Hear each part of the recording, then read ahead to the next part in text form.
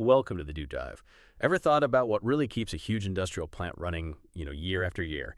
It's not just the massive upfront cost. There's this constant financial heartbeat, a whole set of ongoing costs that decide if it sinks or swims.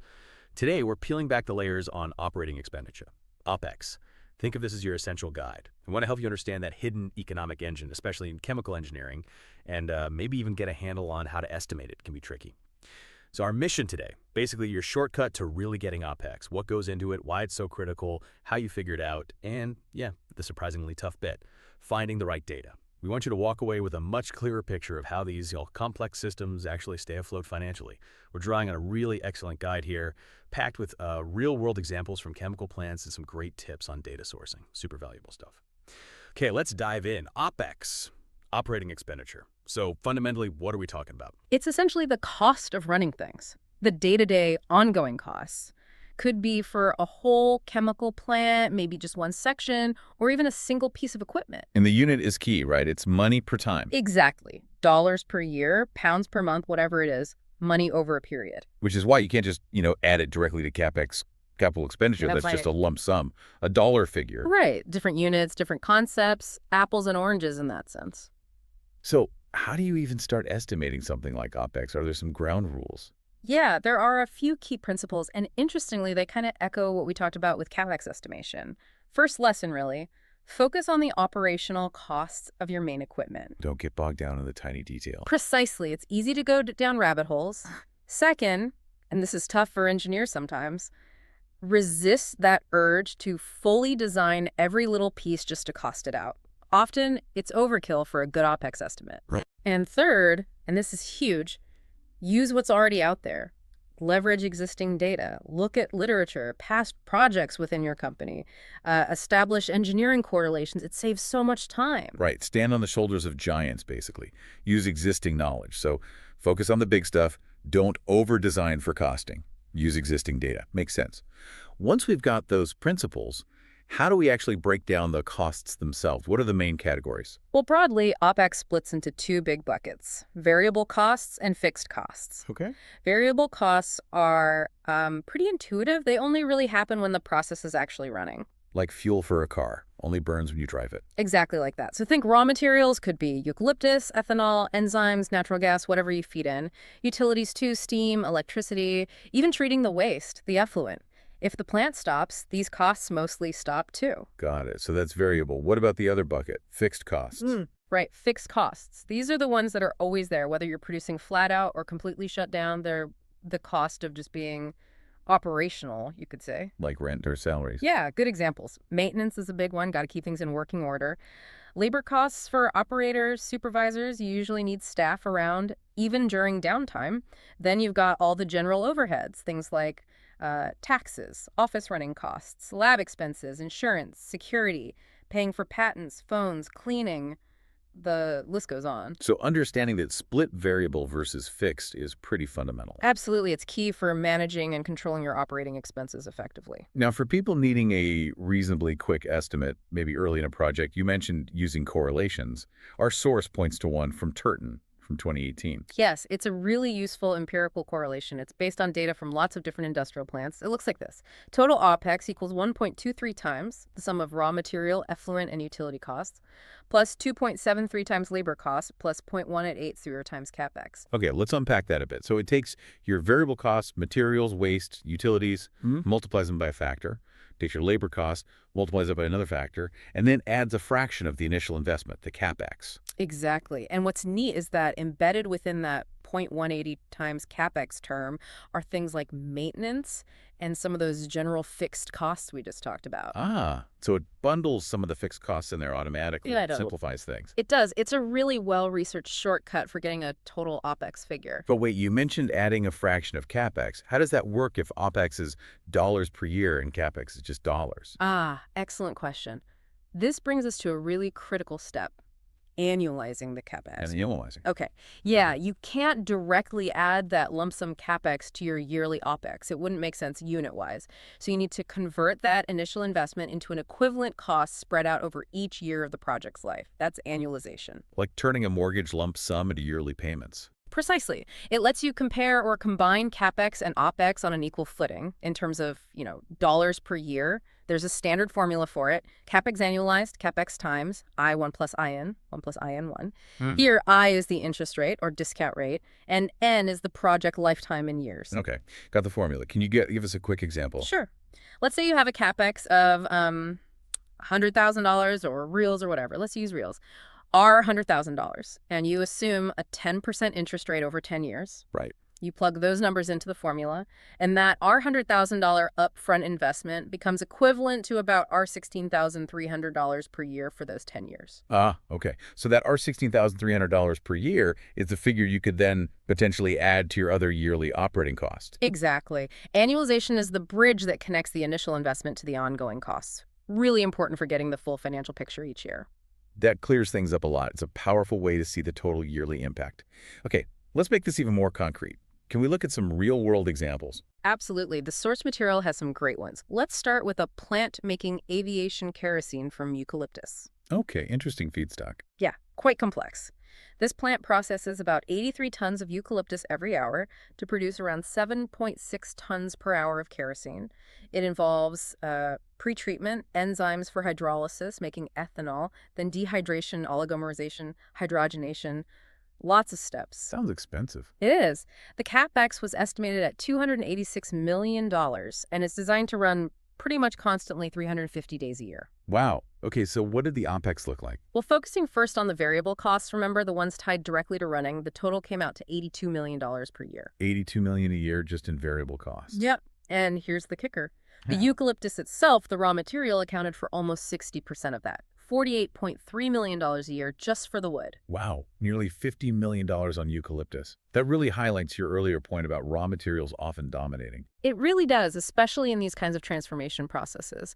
Other big variable costs were ethanol at $8.3 million, enzymes at $9.2 million, and electricity at $8.2 million per year. Okay, and what about the fixed costs, like labor?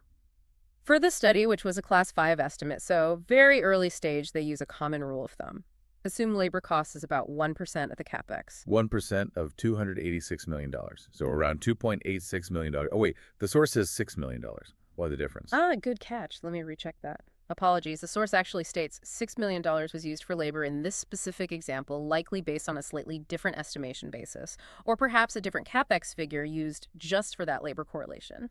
But the principle holds for early estimates. A percentage of CapEx is often used. For more detail later on, you'd look at process flow diagrams, estimate operator numbers, use correlations, average salaries, etc. Okay, so for this example, they use $6 million for labor. Got it. Right. So you take the variable costs, 82M, the labor cost $6, and the CapEx at $286.7, and plug them into Turton's equation we discussed earlier. The one with the factors, 1.23 times variables, 2.73 times labor, 0.18 series times CapEx. Exactly that one. You run the numbers, and the total estimated OPEX for this kerosene plant lands at a hefty $169 million per year. $169 million every single year. That really puts the scale of these operations into perspective. It certainly does. It shows how all those different cost elements add up. Let's look at another one. What about scaling up or down? The source mentioned an ethanol plant example. Yes. This involved estimating OPEX for a new 100 kiloton per year ethanol plant using corn stover as feedstock planned for Mato Grosso in Brazil. Okay. And they had data from another plant to work with. Right. They referenced a project report from NREL, the National Renewable Energy Lab in the U.S., from 2011.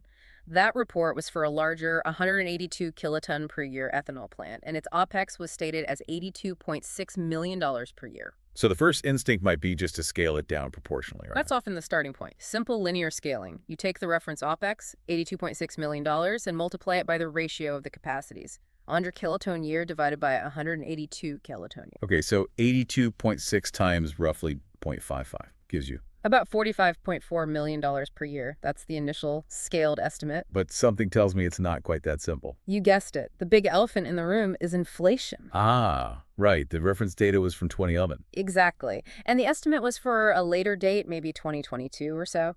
The source notes that average U.S. inflation between 2007 and 2022, roughly that period, was about 2.0% per year. Over 16 years, that adds up. So you absolutely have to adjust for that. Comparing $2011 to $2022 is misleading. Totally misleading. You need to bring that historical cost forward.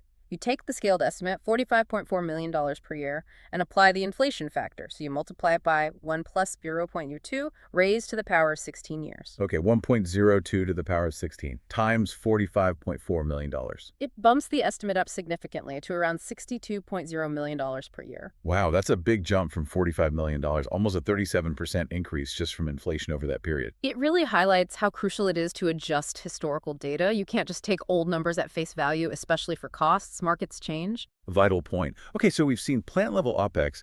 What about zooming way in, like down to a single piece of equipment? Yes, the source does exactly that, looking at the energy costs for just one distillation column within that corn stover ethanol plant. And this is where things get really quite stark. Okay, I'm intrigued. A single distillation column, what are its energy costs? Well, it has 3 pumps attached, P1, P2, P3. They consume different amounts of power, 56 kilowatts, 309 kilowatts, and just 1 kilowatt. Add that up, run it for the year, factor in electricity price. And the cost is? Around $184,400 per year just for running those 3 pumps. Okay, not insignificant, but maybe not huge in the grand scheme of the plant. Right. But then you look at the reboiler. It needs heat, usually from steam. This one requires 33 gigacalories per hour of low-pressure steam. That's a lot of energy. 33 Gcal per hour. What does that translate to in cost? At the assumed steam price, it comes out to a staggering $15.4 million per year. 15.4 million, just for the reboiler steam. For the reboiler. And then there's the condenser, which needs cooling water.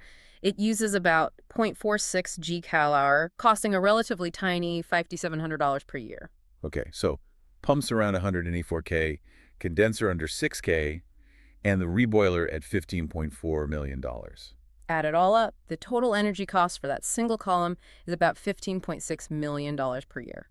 And the reboiler is, wow, it's basically all of it. Exactly. The reboiler alone accounts for a mind-bending 99% of the total energy cost for that column. 99%. It's the perfect illustration of that first principle we talked about. Focus on the main equipment, or in this case, the main energy consumer. Forget sweating the details of the tiny pump's efficiency when the reboiler is dominating the cost like that. That's incredible. It really drives home where you should focus your attention for cost savings or efficiency improvements. Find the big hitters. Absolutely. It tells you exactly where the leverage is. You know, listening to this calculating seems involved, but maybe manageable. What's often the really hard part in practice? Well, doing the math is one thing.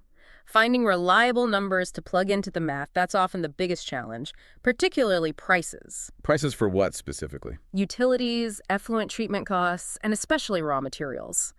Getting accurate, up-to-date industrial scale prices for those is consistently cited as the toughest part of OPEX calculation. It's kind of an art form. I can see that. Yeah. So how do you go about finding, say, utility prices? For quick early estimates, Turton's book gives general values, which are useful. For better accuracy, you can often find industrial electricity tariffs online from providers. Oh. Even better, if you're doing work for a specific client, ask them. They might have negotiated rates or actual bills. And of course, leverage data from previous similar projects your company has done. There's also a good reference article mentioned, How to Estimate Utility Costs by Ulrich and Vasudam. Good tips. What about raw materials? That seems even trickier, maybe more volatile. It can be. First, a massive warning. Never, ever use prices for laboratory-grade chemicals. Why not? Because they're sold in tiny amounts at super high purity. Their prices are way, way higher than what industry pays for bulk industrial-grade materials. Using lab prices will kill your estimate. You need industrial prices. Right. Bulk versus tiny vial. Makes sense. So where do you get industrial prices? There are paid subscription services, companies like ICIS, Intertek, S&P Global Commodity Insights, ChemWeek, ECME.com. They do detailed market research. Okay, the professional sources. What about free options? Again, Turton gives some general figures, but here's a crucial point, especially for petrochemicals.